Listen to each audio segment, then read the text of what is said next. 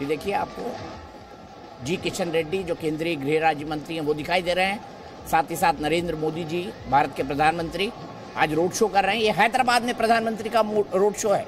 कल यहाँ पर योगी जी ने भी एक इसी तरह खचाखच पैक रोड शो किया था। तेलंगाना में 30 तारीख को वोटिंग है और वहाँ पर जो मुख्य मुकाबला है उसमें बीजेपी भी है, कांग्रेस भी है, अच्छा चुनाव लड़ रही है, बीआरएस भी है, वो भी अच्छा चुनाव लड़ रही है और बीजेपी तो हर चुनाव अच्छा लड़ती ही है, भले से उसका टारगेट कुछ।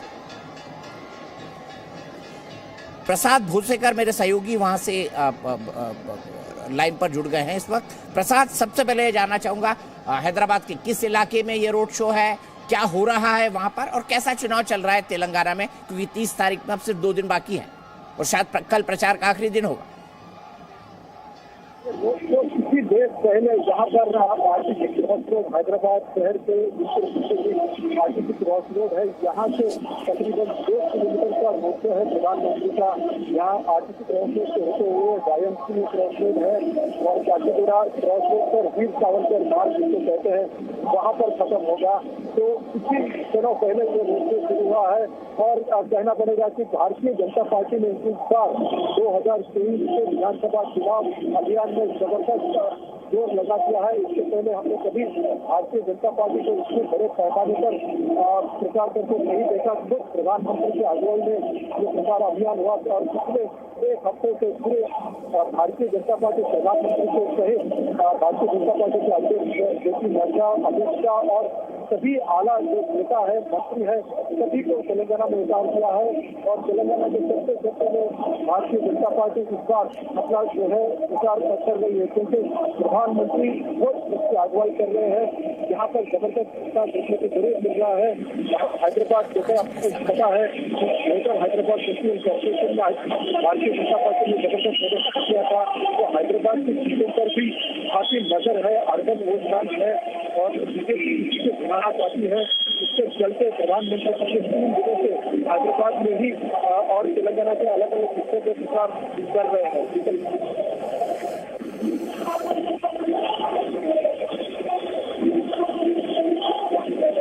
मेरे को कुछ पता नहीं क्या। ठीक है प्रसाद, अब हम आपके पास फिर आएंगे। फिर अब जो आपकी आवाज़ है थोड़ा कमजोर आ रही है, उसका ऑडियो क्वालिटी ठीक नहीं है। तेलंगाना का रण मैं आपको बता दूं, यहाँ पर भारतीय जनता पार्टी एक तरफ है, दूसरी तरफ बीआरएस और एआईएमआईएम यानी असदुद्दीन ओवैसी की पार्टी, वहीं कांग्रेस भी इस वक्त जबरदस्त जोर लगा रही है तेलंगाना के इन विधानसभा चुनाव में। तेलंगाना जो है आंध्र प्रदेश से अलग हुआ था। जब तेलंगाना राज्य का गठन हुआ था यूपीए 2 के समय, तब से लेके जो है लगातार आज तक जो है वहां पर बीआरएस का शासन रहा है। इस बार कांग्रेस ने एक एग्रेसिव कैंपेन किया है बीआरएस के खिलाफ। वहीं बीआरएस के नेता केसीआर यानी के चंद्रशेखर राव और उनके बेटे केटीआर और बेटी के कविता, ये तमाम लोग जो है जोर शोर से चुनाव प्रचार कर रहे हैं। दूसरी तरफ ओवैसी जो लगभग 10 सीटों पर अपने कैंडिडेट खड़ा करते हैं, लगभग 7 के आसपास सीटें जीतते हैं और बीआरएस को अपना समर्थन देते हैं। तो ओवैसी का काम है कि बीआरएस के पक्ष में मुसलमान वोटों को एक तरफ करना।